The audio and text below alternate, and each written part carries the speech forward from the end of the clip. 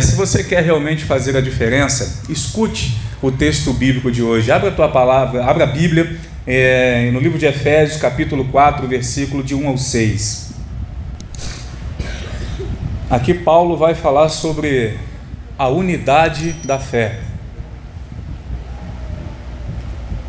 Se quisermos verdadeiramente fazer a diferença, nós precisamos compreender e aplicar nas nossas vidas o que esse texto aqui está nos ensinando. E diz assim a palavra do Senhor: rogo-vos, pois, eu, o preso do Senhor, que andeis como é digno da vocação com que fostes chamados. Mas de que forma? E ele explica: com toda humildade e mansidão, com longanimidade, suportando-vos uns aos outros em amor, procurando guardar a unidade do Espírito pelo vínculo da paz. Há um só corpo e um só Espírito, como também fostes chamados em uma só esperança da vossa vocação. Um só Senhor, uma só fé, um só batismo, um só Deus e Pai de todos, o qual é sobre todos e por todos e em todos vós. Amém? Quando nós lemos aqui, por exemplo, Atos, capítulo 2, versículo 42, que está aqui no telão, e perseveravam na doutrina dos apóstolos, o texto está falando de unidade, não é? E na comunhão, unidade, no partir do pão, unidade, nas orações, também está falando de unidade. Irmãos, a unidade na igreja, ela é um dos temas centrais e mais importantes do Novo Testamento. Então, quando nós reparamos esse texto que nós lemos, Paulo ele vai nos chamar a atenção para nós vivermos de forma digna da nossa vocação em Cristo, unidos em amor, em um só corpo, em uma só fé.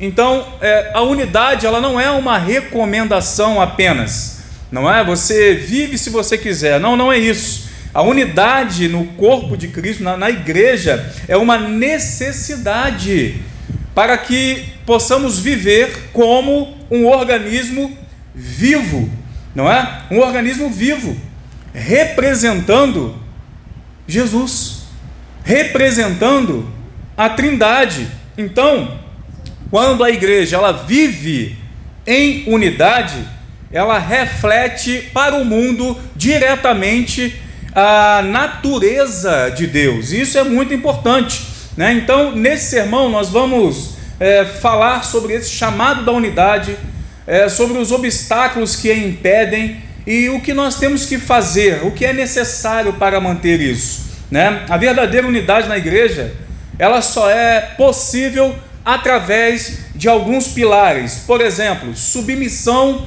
ao Espírito Santo, exercício do amor, exercício da humildade e a compreensão de que nós somos um só corpo em Cristo.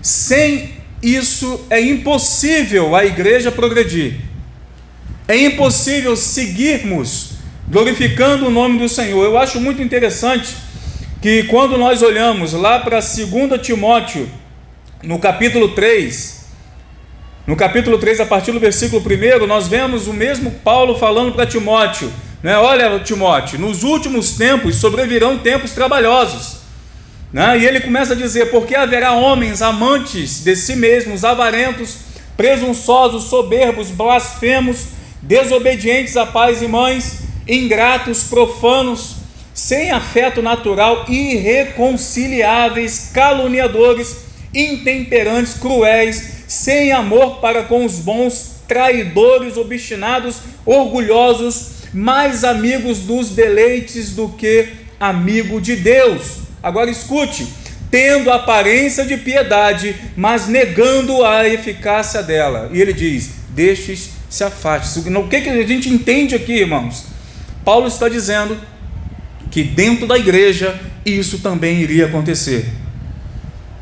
Por isso é tão importante nós compreendermos que a igreja ela precisa se mover como um corpo. Então, quando nós olhamos aqui para o versículo 2 do texto que nós lemos, né, todo o texto ele nos traz uma chamada para a unidade. E a gente repara aqui no versículo 2, que ele diz o seguinte: aqui é um chamado à humildade. Então Paulo, ele vai nos exortar a nós andarmos de forma digna da nossa vocação, com toda a humildade, ou seja, seja humilde naquilo para o qual o Senhor te chamou. Então a humildade, irmãos, ela é o fundamento da unidade, porque sem ela é impossível nós sermos um só. Por quê? Porque nós vamos reconhecer que todos nós somos iguais. Por isso que a humildade é o fundamento da unidade. Quando nós olhamos lá para Filipenses, no capítulo 12, versículo 3, Paulo vai dizer assim: olha, nada façais por contenda ou por vanglória, mas por humildade, cada um considere os outros superior a si mesmo. Ou seja, o que eu estiver fazendo, eu não posso fazer para irritar o meu irmão. O que eu estiver fazendo, eu não posso fazer para receber palmas, para receber glória, para receber holofote. Não é isso. Mas aquilo que eu estiver fazendo é para a glória do Senhor Jesus Cristo. Amém? Porque quando eu considero o meu irmão superior a mim, eu vou entender perfeitamente o amor de Cristo. Irmãos, pense num time de futebol, os amados aí que gostam de futebol. Você já pensou se cada jogador pensar que é melhor do que o outro? Você já parou para imaginar, se não houver humildade e disposição para se trabalhar em equipe, você acha que vai dar certo? Você acha que vai dar certo o goleiro achar que é atacante, ir lá para frente e largar o gol? Você acha que vai dar certo o zagueiro? Às vezes acontece, mas o zagueiro sair ali da região da área e ir lá para frente, você acha que vai dar certo sempre isso acontecer? Equipe, esse é o conceito que a palavra nos mostra que nós temos que viver em corpo. Então, cada membro da igreja deve considerar o outro superior a si mesmo, estando disposto a servir, sem orgulho, sem vaidade, imitando a Cristo, porque o mesmo lavou os pés dos discípulos, mesmo sendo o Senhor, lavou os pés dos discípulos. Ele poderia simplesmente sentar e dizer: não, vocês têm que lavar o meu pé. Mas não, ele pega uma bacia e vai lá e começa a lavar os pés dos discípulos, simbolizando a humildade, mostrando como que deve ser. Então, sempre considere o seu irmão superior a você. No versículo 2 aí nós vemos também um chamado à mansidão. Amados, mansidão é força sobre controle. Força sobre controle. Não estamos falando de fraqueza, mas é o poder, a capacidade que nós temos de reagir com paciência em relação às diversas situações que a vida nos submete, em relação aos diversos conflitos que nós passamos. Então Paulo, ele nos lembra que é com mansidão que nós temos que suportar uns aos outros. É sempre com mansidão, força sobre o controle. Força sobre o controle. E aí Mateus 5,5 diz: bem-aventurado os iracundos, né? Bem-aventurado os brigões, é isso que diz o texto bíblico? Não, bem-aventurados são os mansos, porque eles herdarão a terra. Você já viu como um jardineiro ele lida com o jardim? Como que ele lida com as flores? Como que ele cultiva? É assim que nós temos que tratar os nossos irmãos, com paciência, com gentileza, com mansidão, porque foi isso que Cristo ele nos mostrou. A mansidão, irmãos, no corpo de Cristo, ela vai promover a paz dentro da igreja. Por quê? Porque o corpo não pode estar em guerra. Não existe a figura de guerra dentro do corpo de Cristo, não existe. Então, quando nós agimos com mansidão, nós evitamos confrontos desnecessários, e com isso nós vamos promover a reconciliação, seja o conflito que for. Se você agir com mansidão, você vai promover a paz no corpo de Cristo. Eu me lembro uma vez que eu estava trabalhando em Camboinhas, fazendo um rebaixamento de teto, e eu não me lembro em qual andar, mas eu estava em algum andar bem alto, e um moço chegou lá com muita raiva, pedindo uma informação, e eu fui manso com ele, eu não rebati, né, a forma com que ele me tratou, e ele disse assim: se você me respondesse de qualquer outra forma, eu ia enfiar essa chave de fenda na tua barriga e te jogar lá embaixo.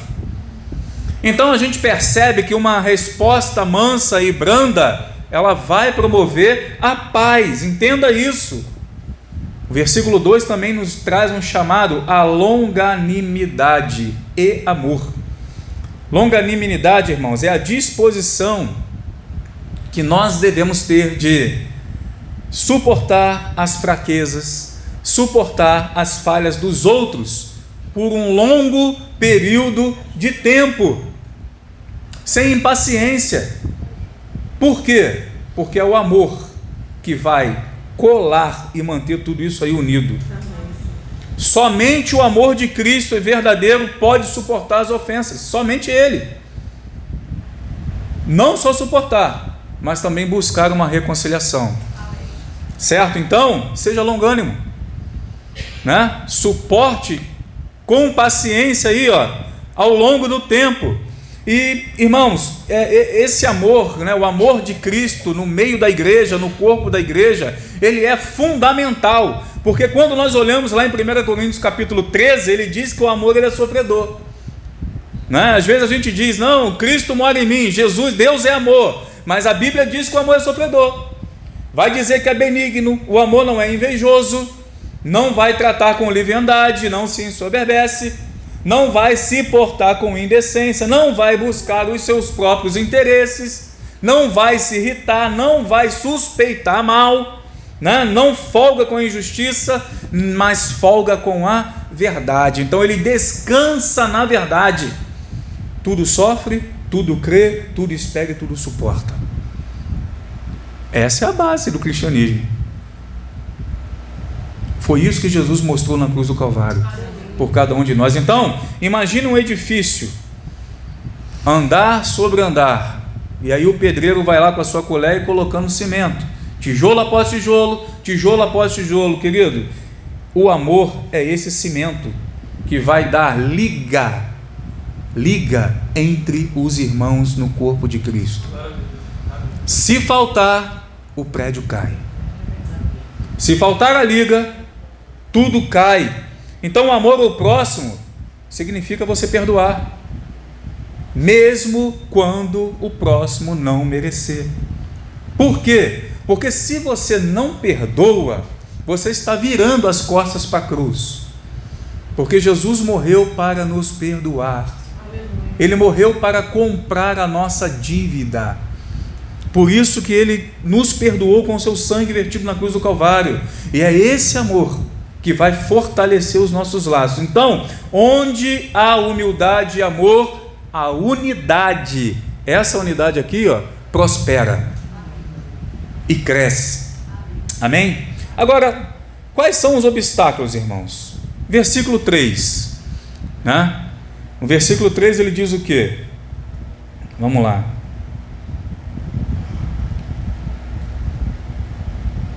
Ele diz o seguinte: procurando guardar a unidade do Espírito pelo vínculo da paz, né? Então, algumas situações que acontecem no meio da igreja vão destruindo aos poucos a unidade. Por exemplo, orgulho e soberba. Na vida do cristão não há espaço para isso. Não há espaço para orgulho, não há espaço para soberba. Quando a gente olha lá para Provérbios, capítulo 16, versículo 18, ele diz: a soberba precede a ruína. Você quer ter um coração soberbo? Entenda que ali na frente o que te espera é a ruína. E continua dizendo: a altivez do espírito vai preceder a queda. Então, aonde há soberba, aonde há orgulho, sempre terá destruição. É isso que o texto está dizendo. Então, irmãos, o orgulho é o maior inimigo da unidade. É o maior inimigo da unidade porque ele eleva o indivíduo acima dos outros. O orgulho sempre vai levar a pessoa para um grau acima dos outros.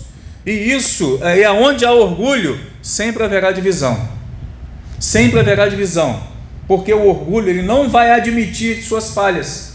O orgulho ele não deixa você buscar uma reconciliação, né? Queridos, isso é terrível no meio da igreja. Lembra da história de Caim e de Abel? Né? O que a palavra nos mostra? Na história de Caim e de Abel, o orgulho levou a tragédia dentro de uma família. Caim, ele não aceita a orientação de Deus, né? E cheio de orgulho, ele mata o seu irmão. E o que o Senhor disse para ele? Né? Caim, por que você se irou? Por que descaiu o teu semblante? Então, quando Deus aceita a oferta de Abel e não aceita a dele, o semblante dele derrete, né? Se bem fizeres, não é certo que serás aceito? E se não fizeres bem, o pecado jaz a porta, sobre ti será o seu desejo, mas sobre eles deve dominar. Então Deus está dizendo o seguinte: olha, se você fizer o que é certo, você vai ser aceito. É simples assim, não é? Então ele diz, olha, e falou Caim com seu irmão Abel, e sucedeu que, estando eles no campo, se levantou Caim contra seu irmão Abel e o matou. Repare que Deus havia avisado ele antes de acontecer. Então cuidado com o orgulho no seu coração. Nós precisamos vigiar para não cair no pecado do orgulho, porque ele destrói a comunhão e nos afasta de Deus, nos afasta dos irmãos. Ele rebenta relacionamentos, seja na igreja, na família ou em qualquer lugar. Não permita que esse mal penetre no seu coração, nem o orgulho, nem a soberba. Amém? Deus, ele resiste os soberbos, mas ele vai dar graça para os humildes. Amém.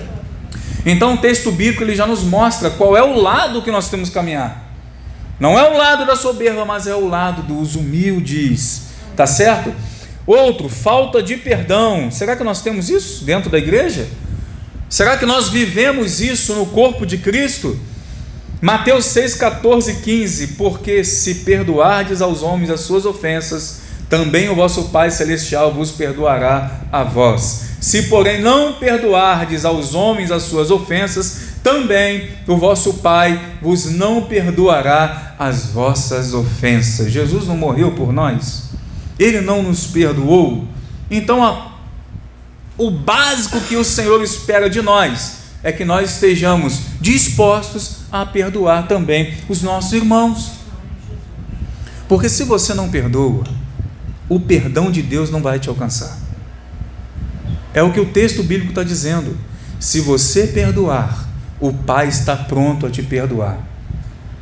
Se você não perdoar, o Pai não vai te perdoar as suas ofensas. Então, irmãos, quando nós dobramos os nossos joelhos e nós dizemos, Senhor, me perdoa, nós temos que nos lembrar que também precisamos liberar perdão para os nossos irmãos. A falta de perdão, ela vai gerar no coração de muitas pessoas raízes de amargura que vão corroer a unidade do corpo. E muitos são os cristãos que estão vivendo dessa maneira, com raízes de amargura dentro do coração, e por pequenas coisas que são facilmente resolvidas, às vezes com uma conversa rápida, este mal é desfeito. Então, quando não perdoamos, irmãos, construímos muros, ao invés de construirmos pontes. E o que o Senhor quer é que a igreja venha construir pontes e mais pontes e mais pontes, para alcançar as pessoas. Não é isso? Então, imagina uma família que guarda rancor um dos outros, né? É o pai num cômodo, a mãe no outro, o filho no outro, ninguém se fala, ninguém se entende, não é isso? Vive isolado, sem alegria, sem amor, e é assim que acontece no meio do corpo de Cristo, se nós não perdoarmos, tá certo? Então o perdão é a chave para nós mantermos relacionamentos saudáveis. Quantas vezes? 70 vezes 7. Não é para você fazer conta, mas Jesus está mostrando o seguinte: olha, não há um limite para perdoar.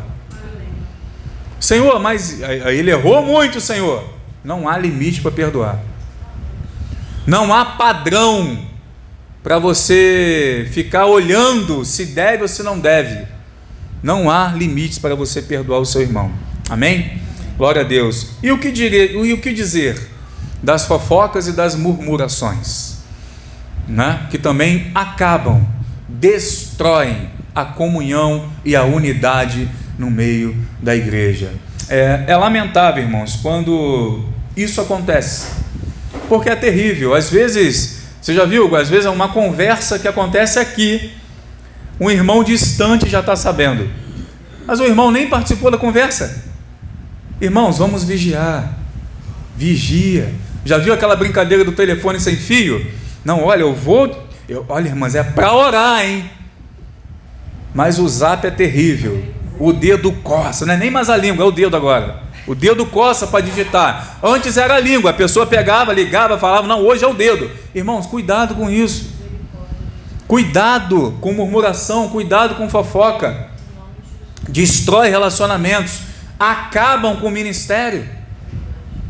É terrível. E aí quando a gente olha lá para Tiago vai dizer assim, lá no capítulo 3, versículo 5, assim também é a língua, um pequeno membro, que ele vai se gloriar de grandes coisas, não é isso? Eu sou, eu faço, eu sou maior, eu sou melhor, não é isso? Vede quão grande bosque um pequeno fogo incendeia. Basta um isqueiro, basta um palito de fósforo apenas para você incendiar uma floresta inteira. Então a língua também é um fogo como um mundo de iniquidade. A língua está posta entre os nossos membros e contamina todo o corpo, e inflama o curso da natureza e é inflamada pelo inferno. Escute aqui o que o texto está dizendo. A língua inflama o curso da natureza, ela vai inflamar o curso da tua vida. E quando isso acontece, o texto está dizendo que é Satanás que está usando. É inflamada pelo inferno. Quando isso acontece, é Satanás que está no controle. Então cuidado com a tua língua, cuidado com o que você fala, cuidado com o que você está jogando para frente. Não é melhor? Cuidado com o que você digita hoje, com o que você coloca no Instagram, no Facebook ou em qualquer outro lugar.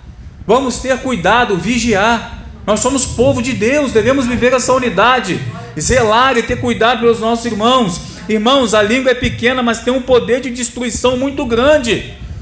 Fofoca e murmuração são venenos que vão contaminar e dividir o corpo, e não fomos chamados para isso. Não fomos. Apenas uma faísca para incendiar uma floresta inteira. Da mesma forma, basta uma palavra maldosa para você destruir toda uma congregação. Basta uma palavra maldosa para você derrubar alguém. Basta uma palavra maldosa para que você jogue uma pessoa diretamente no inferno. Quantos estão do lado de fora da igreja? Quantos? Quantas pessoas hoje não congregam mais por causa disso? Por falta de vigilância nossa. Devemos ser rápidos para ouvir, irmãos, e tardios para falar. É a recomendação de Tiago, no capítulo 1, versículo 19. Portanto, meus amados irmãos, todo homem seja pronto para ouvir, tardio para falar e tardio para se irar. Então, use a sua língua para edificação. Aleluia, glória a Deus. Se o assunto não edifica, não fale, tá certo? Então, a unidade, ela sempre vai se desfazer quando o orgulho, quando a falta de perdão, quando fofoca, murmuração, tudo isso entra. Cuidado para você não ser responsável por essa destruição. Agora, quais são esses fundamentos dessa unidade? No versículo 4 ao versículo 6, ele fala, versículo 4, um só corpo. Então, a igreja não é o corpo do pastor, é o corpo de Cristo. Amém? Embora hajam muitos membros, somos todos parte de um só corpo. E devemos trabalhar juntos para o bem comum. Aleluia. É muito interessante que Paulo tenha usado essa ilustração do corpo, porque nós olhamos para nós mesmos, não é?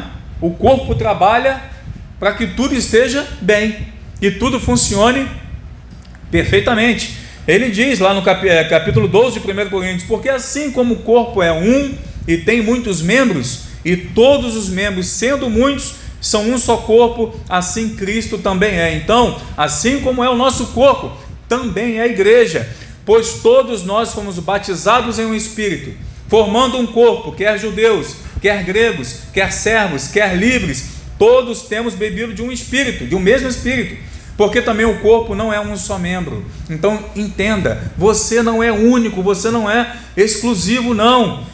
Mas muitos, são muitos. Se o pé disser, porque eu não sou mão, não sou do corpo, existem pessoas que vão se vitimizar. Se eu não estiver tocando, eu não sou do corpo. Se eu não estiver pregando, eu não sou do corpo. Se eu não for um evangelista, se eu não for um diácono, eu não sou do corpo. Entenda uma coisa: por mais que você não tenha função nenhuma, quando você se ajoelha no teu quarto e você se propõe a orar pelo corpo, você está prestando um grande serviço a Deus. Entenda isso. Porque também o corpo não é um só membro, mas muitos. E se o pé disser, porque não sou mão, não sou do corpo, não será por isso do corpo? E se a orelha disser, porque não sou olho, não sou do corpo, não será por isso do corpo? E se todo o corpo fosse olho, nós teríamos corpo? Se todo mundo pregasse, nós teríamos corpo? Se todo mundo ficasse na portaria, nós teríamos corpo? Se todo mundo estivesse olhando as crianças, nós teríamos corpo? É claro que não. E se a orelha disser, porque não sou olho, não sou do corpo, não será por isso do corpo? E se todo o corpo fosse olho, onde estaria o ouvido? E se todo ouvido, e se fosse todo ouvido, aonde estaria o olfato? Mas agora Deus colocou os membros no corpo. Foi Deus que te colocou, cada um deles como Ele quis. E se todos fossem um só membro, aonde estaria o corpo? Assim, pois, há muitos membros, mas um só corpo. E o olho não pode dizer à mão, não tenho necessidade de ti, e nem ainda a cabeça aos pés, não tenho necessidade de vós. Antes, os membros do corpo, que parecem ser os mais fracos, são necessários, e os que reputamos serem menos honrosos no corpo, a esses honramos muito mais, e aos que em nós não são menos decorosos, damos muito mais honra, porque os que em nós são mais nobres não têm necessidade disso, mas Deus assim formou o corpo, dando muito mais honra ao que tinha falta dela, para que não haja divisão no corpo, mas antes tenham os membros igual cuidado uns dos outros, de maneira que se um membro padece, todos os membros padecem com ele. Se um membro é honrado, todos os membros se regozijam com ele. Ora, vós sois o corpo de Cristo e os seus membros em particular. Amém? Amém? Se você quebrar o pé, todo o seu corpo vai ter que ficar ou numa cadeira de roda, ou vai ficar numa cama de hospital. Não é isso? É isso aqui que ele está dizendo. Se um padece, todos padecem. Se um se alegra, todos se alegram. Isso é a unidade em amor, na fé. Então, irmãos, assim como o corpo precisa que todos os seus membros estejam trabalhando em harmonia, a igreja precisa que cada cristão funcione em unidade. Para quê? Para crescimento do corpo. Amém? Então nós precisamos reconhecer que somos diferentes, sim, em dons, somos diferentes, sim, em função, mas somos igual em valor diante de Cristo. Amém? A unidade ela é alcançada quando todos vão trabalhar em harmonia, cumprindo o chamado de Deus. Qual o chamado de Deus para a sua vida? Cumpra-o. Basta você cumprir o chamado de Deus para a sua vida, porque foi Ele que te colocou no corpo assim. Basta isso. Amém? Versículo 4 diz que nós estamos unidos em um só Espírito. Então, irmãos, o Espírito Santo é quem vai gerar a unidade na igreja. Lembra lá no início que eu falei acerca da presença do Espírito, que é Ele que gera a unidade? Então, se faltar o Espírito Santo na sua vida, não tem como ter unidade, porque é Ele o gerador de unidade. Sem Ele é impossível nós mantermos isso aqui, ó: comunhão, unidade na oração, perseverança na doutrina. Ele é o mesmo em cada um de nós, e é Ele que vai nos unir em família. Amém? Pensa no Espírito Santo como o sangue que corre nas suas veias. O Espírito Santo é Ele que vai nutrir o corpo de Cristo, é Ele que vai nos manter conectados. Então não pode faltar o Espírito Santo em nossas vidas. Não pode faltar a presença do Espírito Santo no nosso meio. Busque continuamente ser cheio, porque é Ele que vai te capacitar em viver em unidade. É Ele que vai te levar a você a sobrepujar todas as diferenças. É Ele que vai te colocar de pé. É Ele que vai fazer você enxergar quando você tem que parar um pouco, quando você tem que fechar um pouco a boca. É Ele que vai mostrar o teu coração quando ele está começando a se ensoberbecer. É Ele que vai te mostrar o quanto você precisa, que nós precisamos nos humilhar na presença dEle. Então busque o Espírito Santo continuamente. É só um Espírito, irmãos. Então busque esse Espírito. Amém? É um só Senhor, é só Jesus. Ele é o Senhor da igreja. Todos nós devemos estar submetidos à tua autoridade, porque é Ele quem nos conduz. Quando nós reconhecemos o senhorio de Cristo, nós vamos deixar de lado as nossas vontades, nós vamos deixar de lado o nosso querer, e vamos nos submeter a essa vontade, que ela é perfeita, é boa e é agradável. Amém? Então é essa vontade que nós devemos seguir. Por quê? Porque Ele é o Senhor da igreja. Você já imaginou um exército recebendo uns soldados, vamos dizer assim, recebendo ordens de diferentes líderes? Imagina, seria um caos, né? Seria um caos. Um manda para cá, o outro manda para lá. Irmãos, é só Jesus, é só a Bíblia, é só as Escrituras, é só o ensinamento de Cristo. Amém? Porque se não for assim, isso aqui vira um caos. Deixa de ser corpo, deixa de ter unanimidade, deixa de ter comunhão, e nós precisamos avançar para o alto, para frente e para o alto. Amém? Retroceder jamais. Precisamos nos lembrar que nós estamos sob a autoridade de Cristo. Então, suas decisões, suas atitudes, os relacionamentos dentro da igreja devem ser governados pelo Espírito Santo, e não por você. A verdadeira unidade, ela só vai acontecer quando Cristo realmente for o centro da igreja, quando for o centro da tua vida. Amém? Quando Ele estiver no centro das decisões, né? Se eu for tomar essa decisão, como Cristo agiria? O que Cristo falaria? Né? Será que Jesus iria nesse lugar? Então Cristo, Ele é o único e deve ser o primeiro na nossa vida. Amém? Então a unidade na igreja, irmãos, é uma obra do Espírito Santo, mas também uma responsabilidade de cada um de nós como membros desse corpo. Seja diligente em manter a unidade do Espírito no meio da guerra? Não, no vínculo da paz. E isso significa você ter humildade, isso significa exercer perdão, isso significa você amar o próximo. Então, aonde há unidade, Deus ele vai ordenar a bênção. Aleluia. Aonde há unidade, a bênção vai bater na tua porta, né? E a igreja ela se torna uma testemunha poderosa para o mundo. Por quê?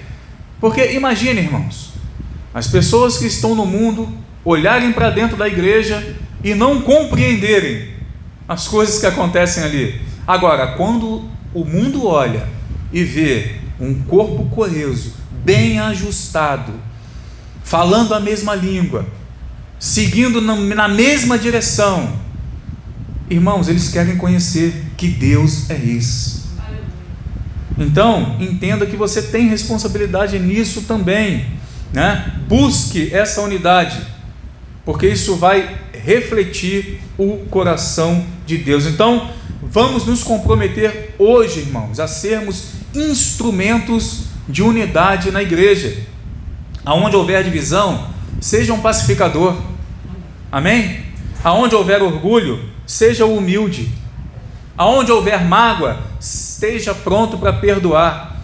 Então assim nós vamos glorificar a Deus e sermos testemunhos vivos da graça e do amor de Deus nos nossos corações. Amém? Lembre-se, é uma necessidade, não é uma recomendação, é uma necessidade que a igreja viva em unidade, em amor a Cristo. Amém?